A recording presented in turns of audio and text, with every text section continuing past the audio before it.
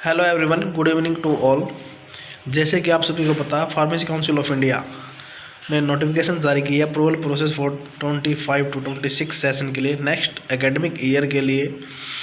So letter will be released before 2 to 3 days.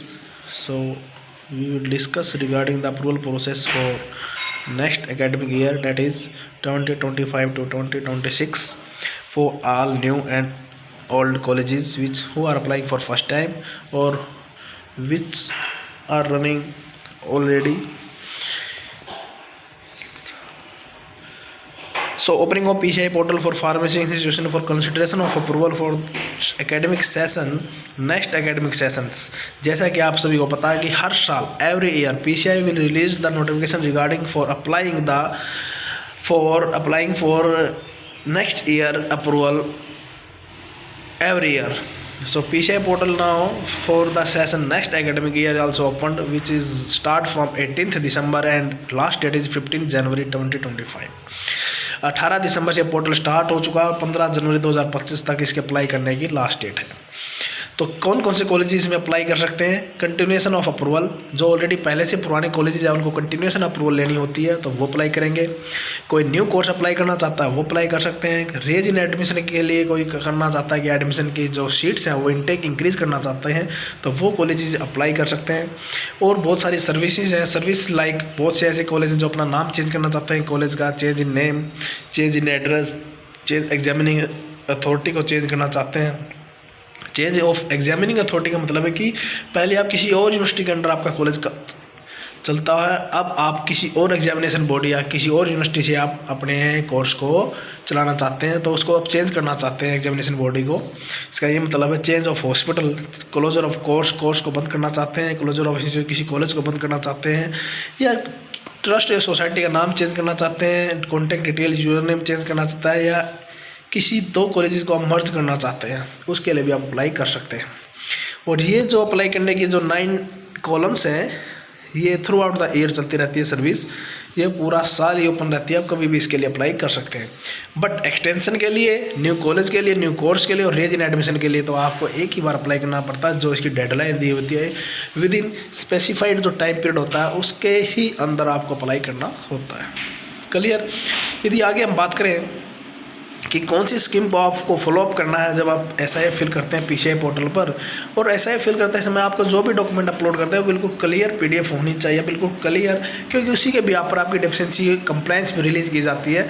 तो एक इसी का ध्यान रखें, जब भी आप SIF फिल करें जो PDF बनाए, जो जेन्युइन डॉक्यूमेंट है आपका उसी की PDF बनाए और बिल्कुल क्लियर PDF आपकी अपलोड हो जिसको आप रीड अप कर सकें इजीली। तो कौन सी स्कीम्स हैं, कौन सी रेगुलेशंस हैं, कौन सी रेगुलेशन को आपने फॉलो करना है, तो वो है scheme for approval D pharma course के लिए course under section 12 of pharmacy act 1948 and the education regulation 2024 diploma course in pharmacy, और scheme frame under 9 bachelor of pharmacy के लिए आपको रेगुलेशन 2014 अप्लाई करनी है। मास्टर ऑफ फार्मेसी के लिए भी रेगुलेशन 2014 ही आपको यूज़ करनी है, और फार्मा डी के लिए 2008 रेगुलेशन रहेगी आपकी, और scheme frame bachelor of pharmacy practice के लिए 2014। तो इस तरह से ये जो स्कीम्स रेगुलेशन है, एक बार आप इन रेगुलेशन को रीड आउट कीजिए और इसी के भी पर आपको SIF फिल करना है, क्योंकि इस रेगुलेशन में हर एक कोर्स, पर्टिकुलर कोर्स के बारे में डिटेल दी हुई है कि इस कोर्स के लिए कितनी लैब्स चाहिए, क्या इंफ्रास्ट्रक्चर रहेगा आपकी, कितना केमिकल की रिक्वायरमेंट है, कितनी बुक्स की रिक्वायरमेंट है, कितना आपका फैकल्टी चाहिए, टीचिंग नॉन टीचिंग स्टाफ की रिक्वायरमेंट रहेगी, वो सारी डिटेल्स हैं रेगुलेशन के अकॉर्डिंग आपको मिलती है। अब अप्रूवल प्रोसेस 2025-26 के लिए इंट्रोडक्शन ऑफ न्यू कोर्स के लिए भी आप अप्लाई करना चाहते हैं, कोई न्यू कोर्स अप्लाई करना चाहता है उसके भी आप अप्लाई कर सकते हैं। बट जो आप फीस अप्लाई करेंगे वो नॉन रिफंडेबल रहेगी, फीस आपकी जो जाएगी वो नॉन रिफंडेबल है, यदि आपको अप्रूवल मिले या ना मिले वो रिफंड नहीं होगी। आगे, और न्यू कोर्स के लिए अप्लाई करना चाहते हैं या न्यू कॉलेज ओपन करना चाहते हैं, उसके 2 मैंडेटरी डॉक्यूमेंट हैं जो आपको हर हालत में ही आपको फिलअप करते टाइम आपके पास होने चाहिए। कंसेंट हो आपके पास, एफिलिएशन ऑफ एग्जामिनिंग अथॉरिटी, जो एग्जामिनिंग अथॉरिटी उसका कंसेंट आपके पास होना चाहिए, और second NOC of state government, जिस भी स्टेट में आप कॉलेज ओपन करना चाहते हैं या कोर्स न्यू लेना चाहते हैं तो उस स्टेट की आपके पास NOC होनी चाहिए। क्लियर? उसके बाद for D pharma, pharma D के लिए, फार्मा न्यू कोर्स के लिए, इंट्रोडक्शन के लिए आपको कंसेंट चाहिए एग्जामिनेशन अथॉरिटी का सेम, और एमओयू आपका 300 बेड हॉस्पिटल के साथ आपका एमओयू भी होना चाहिए, और जिसका फॉर्मेट है 1 एग्जर बी के साथ अटैच है कॉपी, वो एमओयू आपके उस फॉर्मेट में आपका होना चाहिए। एनेक्जर बी है जो एमओयू का, जो एनेक्जर बी में आपको मिलेगा एमओयू का जो फॉर्मेट है, उसी के अकॉर्डिंग आप 300 बेडेड हॉस्पिटल के साथ आपका एमओयू होना चाहिए। Please note, above mention document, जो भी डॉक्यूमेंट आपसे मांगेंगे वो इंग्लिश या हिंदी लैंग्वेज में हो, duly signed by principle of the institution, जो इंस्टीट्यूट का प्रिंसिपल उसे साइंड हो, इंग्लिश और हिंदी में होना चाहिए। In case above document are not submitted, the proposal of introduction of new course will not be entertained by the council and will be summarized rejected। यदि आपको वो डॉक्यूमेंट सबमिट नहीं कर पाते तो आपका कोर्स रिजेक्ट कर दिया जाएगा, आपकी एप्लीकेशन जो है वो रिजेक्ट कर दी जाएगी।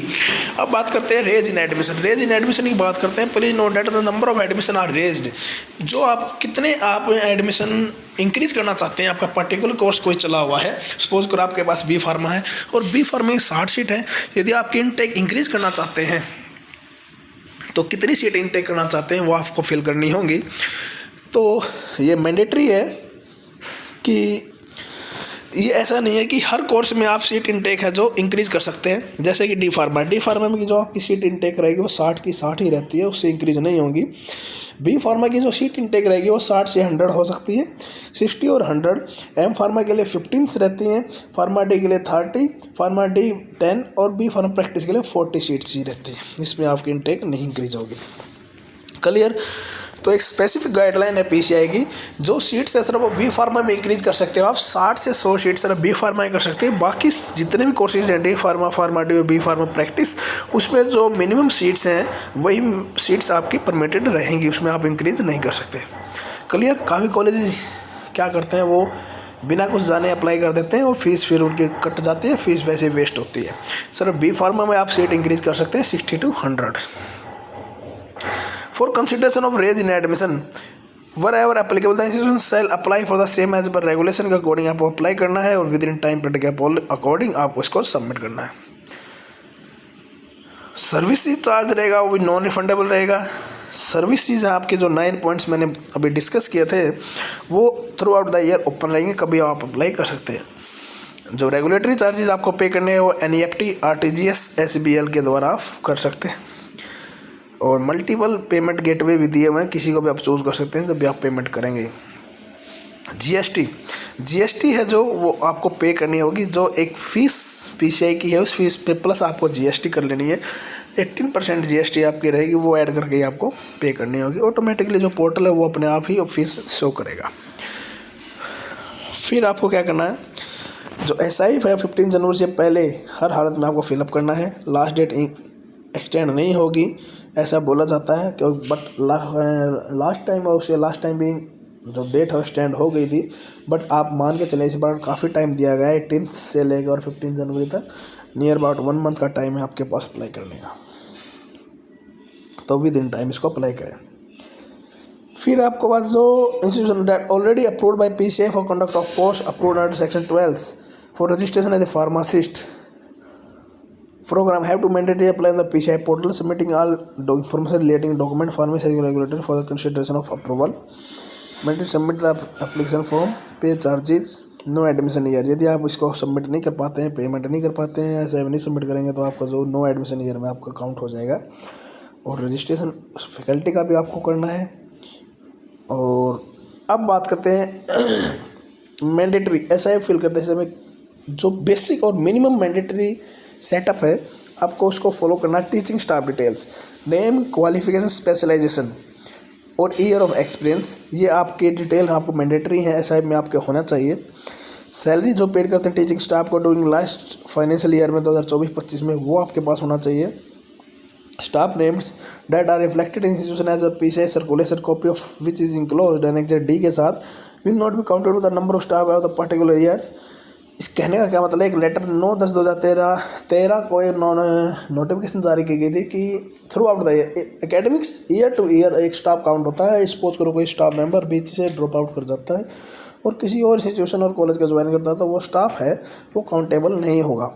तो ईयर टू ईयर यानी 1 academic year to 1 academic year ही स्टाफ मेंबर काउंट होता है। सपोज करो यदि बीच में कोई स्टाफ मेंबर कहीं और ज्वाइन करता है, ना वो वहाँ पर काउंट होगा ना वहाँ पर काउंट होगा, तो वो लॉस ही रहेगा और उसका एक्सपीरियंस भी काउंट नहीं होगा, समझे। तो इस चीज़ का ज़रूर ध्यान रखें। और ऐसा करने पर 3 इयर्स तक आप क्या है बैन भी लगा जा सकता है टीचिंग के ऊपर, यदि कोई ऐसा स्टाफ मेंबर करता है। क्योंकि काफ़ी टीचर्स ऐसे थे कि पैसे लेकर वो कभी एक कॉलेज में शो हो जाते थे इंस्पेक्शन टाइम पर, फिर क्या करते थे वहाँ से रिलीविंग लेके फिर किसी और कॉलेज में शो कर देते हैं। तो इससे क्या होगा कि जो फैकल्टी मेंबर होगा उसको 3 इयर्स तक टीचिंग प्रोफेशन से उसको रिमूव कर दिया जाएगा, कभी काउंट नहीं होगा। यदि कोई स्टाफ की डेफिशिएंसी है तो वो आपके अपील में काउंट नहीं होगी। कोई भी इन्फॉर्मेशन आप ऐसे में फिल करते हैं वो इनकरेक्ट नहीं होना चाहिए, फॉल्स नहीं होना चाहिए, मिसिंग नहीं होना चाहिए, otherwise you have to count in no admission year. तो ये मेन जो इंफॉर्मेशन थी वो आपको बता दी गई है। आगे देख लेते हैं कि इसमें क्या एनेक्जर डाले गए हैं। इसमें हार्ड कॉपी आपको सबमिट नहीं करनी है, ये तो आपको पता ही होगा, सिर्फ ऑनलाइन ही आपको सबमिट करना होता है। तो उसके बाद ऐसा ही सबमिट कर 100 रुपीज़ का स्टाम्प पेपर भी होना चाहिए आपके, कि जो सैलरी पे करते हो स्टाफ टीचिंग स्टाफ को वो एज पर रूल रेगुलेशन पे करते हैं। उसके लिए एनेक्जर F दिया हुआ है, जो फॉर्मेट है वो आपको बनवा लेना 100 रुपीज़ का। एक तो आपको 100 रुपीज़ का स्टाम्प पेपर, एक NOC और एक कंसेंट। इसने फिर लिखा है लास्ट डेट एक्सटेंड नहीं होगी, अप्लाई करें विद इन टाइम। कोई क्वेरी है, कोई कुछ पूछना चाहते हैं तो उसके लिए PCI@gmail दिया हुआ है, उसके द्वारा आप अप्लाई कर सकते हैं। Student portal most important. अब स्टूडेंट पोर्टल आपको क्या करना है, जो भी स्टूडेंट का एडमिशन आपके पास है उनको भी रजिस्टर्ड करना होगा PCI पोर्टल पर, और उसकी वीडियो भी मैंने बनाई हुई है। स्टूडेंट कैसे रजिस्ट्रेशन करेंगे, आप उस वीडियो को स्टूडेंट के ग्रुप में शेयर कर सकते हो, स्टूडेंट उस वीडियो को देखकर अपना रजिस्ट्रेशन कर सकते हैं। और उस स्टूडेंट रजिस्ट्रेशन वीडियो का जो लिंक है मेरे इस वीडियो के लिंक के डिस्क्रिप्शन बॉक्स में भी आपको मिलेगा। क्लियर।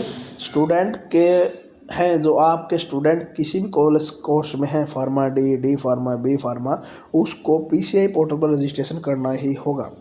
तो बच्चा जब भी स्टूडेंट रजिस्ट्रेशन करेगा PCI पोर्टल पर, उसके बाद उसका जो नाम है आपके कॉलेज के पोर्टल में शो करेगा। क्लियर। तो ये मैंडेटरी है, जितने भी स्टूडेंट है वो ज़रूर अपना रजिस्ट्रेशन करेंगे। तो अपने बच्चों को बोलें कि वो PCI पोर्टल पर रजिस्ट्रेशन करें। जैसे ही वो रजिस्ट्रेशन करेंगे तो स्टूडेंट का जो नेम है रिफ्लेक्ट करेगा आपके कॉलेज पोर्टल पर, वहाँ पर जाकर आपने उसको अप्रूव कर देना है। तो इसकी एक मैंने अलग से वीडियो बनाई हुई है, लास्ट ईयर भी बनाई है, और उसके काफ़ी व्यूज़ भी आए हैं, अप्रोक्स 9,000 के नियर अबाउट। सो उस वीडियो का लिंक वीडियो के डिस्क्रिप्शन बॉक्स में आपको मिलेगा, और उस वीडियो को आप स्टूडेंट के ग्रुप में शेयर कर दिए, स्टूडेंट वीडियो को देखकर अपना रजिस्ट्रेशन कर सकते हैं। क्लियर। सबमिट होने के बाद इंस्पेक्शन स्टार्ट हो जाएंगे, इमीडिएटली स्टार्ट हो जाएंगे। ओके। फैकल्टी का रेशो है, कैसे प्रमोशन है, कितना है, कितनी क्वांटिटी का चाहिए, वो कितनी रेशो में चाहिए, क्या अपॉइंटमेंट रहेगी, क्या प्रमोशन है, वो उसका एनेक्जर C के साथ अटैच है, वो डिटेल्स सारी की सारी। तो ये लेटर है, ये चेंज इन नेम के जो चेंज, यदि आप कॉलेज का नेम चेंज करना चाहते हैं उसके लिए रिजोल्यूशन आपके पास होना चाहिए, affiliation examining authority with name, और NOC होनी चाहिए आपके पास स्टेट गवर्नमेंट की। एड्रेस के लिए भी यही आपको डॉक्यूमेंट चाहिए। एग्जामिनिंग अथॉरिटी को चेंज करना चाहते हैं तो उसके लिए भी आपको ये डॉक्यूमेंट चाहिए, तो ये डॉक्यूमेंट है। हॉस्पिटल को चेंज करना चाहते हैं MOU आपको होना चाहिए। क्लोजर को आपको डालना है, इस तरह क्लोजर के लिए ये डॉक्यूमेंट आपके पास होने चाहिए। किसी भी क्लोजर को डालने के लिए ट्रस्ट का नेम चेंज करना चाहते हो ये डॉक्यूमेंट आपके पास हो। कॉन्टैक्ट डिटेल यूज़र नेम आप चेंज करना चाहते हो ये आपके पास डिटेल्स हों। किसी इंस्टीट्यूट को मर्ज करना चाहते हैं तो ये डिटेल आपके पास हो। जो ये सर्विसेज हैं through out the year open रहेंगे, कभी अप्लाई कर सकते हैं। ये MOU का फॉर्मेट है एनेक्जर B, जो 100 रुपीज़ के स्टाम्प पेपर आपको बनवाना है। ठीक है। हॉस्पिटल का MOU है ये, उसके लिए, सभी के लिए अप्लीकेबल नहीं है। फिर ये चार्जेस की बात करते हैं, कितनी फ़ीस रहेगी और कितनी फ़ीस नहीं आएगी वो देख लीजिए। ये लीजिए, किसी कॉलेज का ओपन करना है डिप्लोमा के लिए 50,000 रुपये, प्राइवेट कॉलेज है 3 लाख रुपये। बी फार्मा के लिए स्टेट गवर्नमेंट सेंट्रल गवर्नमेंट है 3 लाख, प्राइवेट के लिए 6 लाख। एम फार्मा 1 लाख रुपये पर स्पेशलाइजेशन, प्राइवेट के लिए 2 लाख पर स्पेशलाइजेशन। तो इस तरह से फीस रहेगी। बी फार्मा प्रैक्टिस 50 और प्राइवेट के लिए 3 लाख। नॉन रिफंडेबल है ये। सिक्योरिटी डिप्लोमा के 50 लाख, डिग्री प्राइवेट के लिए 50 से 1 करोड़। इस तरह से रहेगी, नॉन रिफंडेबल रहेगी सिक्योरिटी। सिक्योरिटी अभी 10 ईयर के बाद रिफंड होगी। अभी सिक्योरिटी आपको सबमिट करनी है क्योंकि सिक्योरिटी का ऑलरेडी केस कोर्ट में है। ऑलरेडी जो ओल्ड कॉलेजेस हैं उसके लिए चार्जेस क्या रहेंगे। डी फार्मा यदि प्राइवेट कॉलेज है तो 1 लाख रुपये आपको पे करने होंगे। बी फार्मा के लिए 2 लाख रुपये पे करने होंगे। एम फार्मा के लिए 1 लाख रुपये पर स्पेशलाइजेशन रहेगी। इंक्रीज इनटेक के लिए डिप्लोमा में कोई फीस नहीं है क्योंकि वहाँ पर इंक्रीज टेक नहीं होते, एप्लीकेबल ही नहीं है। तो बी फार्मा में आप इंक्रीज करना चाहते हैं प्राइवेट कॉलेज को 1 लाख रुपये एक्स्ट्रा और पे करने पड़ेंगे। यदि आपकी कोई कंप्लेंट्स आ जाती है और उसको वेरीफाई आप करवाना चाहते हैं दोबारा से, डिप्लोमा के लिए 50,000 रुपये, प्राइवेट कॉलेज के लिए और डिग्री के लिए 50,000 रुपये अलग से पे करने पड़ेंगे दोबारा से। यदि आप अपनी कंप्लेंट्स को रीचेक करवाना चाहते हैं।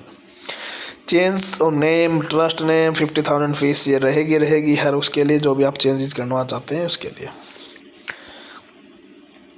Teaching faculty during academic session के लिए टीचिंग फैकल्टी, तो ये उसका रूल रेगुलेशन जो अभी हमने डिस्कस किया था। डिप्लोमा के लिए एक प्रिंसिपल होगा आपका, लेक्चरर 3 होंगे, एम फार्मा और बी फार्मा 4 + 3 7 + 1। डिप्लोमा के लिए 7 + 1 टीचर स्टाफ होना चाहिए। रेशो रहेगी थ्योरी क्लास के लिए 1 स्टाफ मेंबर 60 पर और लैब के लिए 20 बच्चों पर 1 टीचर रहेगा। और बी फार्मा के लिए टोटल 15 का स्टाफ होना चाहिए, 15 का स्टाफ। और अपार्ट फ्रॉम दिस जो आपके पार्ट टाइम फैकल्टी है वो भी आपके रहेंगे। 100 स्टूडेंट के लिए 25। तो ये अलग अलग रेशो है, आप इसको देख सकते हैं। क्लियर, ये है आपकी जितनी भी सीटें उसके अकॉर्डिंग स्टाफ की डिटेल्स दी हुई है कि सब्जेक्ट के कितने स्टाफ चाहिए। ये एफिडेविट 100 रुपीज़ का एफिडेविट जो आपका बनवाना है कि स्टाफ को जो salary as per minimum regulation के अकॉर्डिंग रखा हुआ स्टाफ या नहीं रखा हुआ है वो आपको स्टाम्प पेपर पर प्रिपेयर करवाना है, बनवाना है। अपॉइंटमेंट यूजीसी रेगुलेशन को भी आपको फॉलो करना है। ये लिंक्स दिए हुए हैं, यदि आपको डायरेक्ट लिंक नहीं मिलता है तो आप इस लिंक पर जाकर भी ज्वाइन कर सकते हैं, डायरेक्ट ओपन कर सकते हैं। ये मिनिस्ट्री गजट है किसके रिगार्डिंग इम्प्लीमेंट आधार ऑथेंटिफिकेशन। जरूरी है नोटिफिकेशन है ये, जो भी स्टाफ मेंबर है हर एक स्टाफ को अपना आधार ऑथेंटिफिकेशन करना ही होगा ऑनलाइन जाकर। उसके लिए आपको क्या करना है कि ऑनलाइन जो लिंक दिया हुआ उस पर क्लिक करना है और उस पर जाकर आपको अप्लाई कर देना है। ठीक है, तो आधार नोटिफिकेशन सभी के लिए मैंडेटरी है। इसके बिना आप वेरीफाइड नहीं होंगे। कोई भी स्टाफ मेंबर है आप वेरीफाइड नहीं होगा। हर एक स्टाफ मेंबर को अपना आधार ऑथेंटिफिकेशन ज़रूर करना है हर हालत में। बाकी कोई इन्फॉर्मेशन लेना चाहते हैं तो आप पूछ सकते हैं मैसेज करके। मेरे व्हाट्सएप ग्रुप का लिंक भी मेरे डिस्क्रिप्शन बॉक्स में मिलेगा। स्टूडेंट रजिस्ट्रेशन का की जो वीडियो बनाई है उसका लिंक भी डिस्क्रिप्शन बॉक्स में मिलेगा। और बाकी कोई इन्फॉर्मेशन लेना चाहते हो आप उसके लिए अप्लाई कर सकते हैं। कोई कंसल्टेंसी लेना चाहते हैं ऐसे फिलिंग के लिए रिगार्डिंग उसके लिए भी मैसेज कर सकते हैं। तो मेरे व्हाट्सएप ग्रुप का लिंक डिस्क्रिप्शन बॉक्स में आपको मिलेगा। स्टूडेंट वीडियो मिलेगी आपको कैसे स्टूडेंट को रजिस्ट्रेशन करना पीसीआई पोर्टल पर, उसका लिंक भी मेरे डिस्क्रिप्शन बॉक्स में मिलेगा, वहाँ से आप ले सकते हैं और बच्चों को दे सकते हैं। बाकी कोई इन्फॉर्मेशन लेना चाहते हैं तो आप मैसेज कर सकते हैं यूट्यूब पर या व्हाट्सएप ग्रुप में, वहाँ से आपको इन्फॉर्मेशन मिल जाएगी। वीडियो को लाइक करें, चैनल को ज़्यादा से ज़्यादा सब्सक्राइब और शेयर करें ताकि आपको आगे नोटिफिकेशन टाइम टू टाइम मिलते रहे। Okay, thank you so much.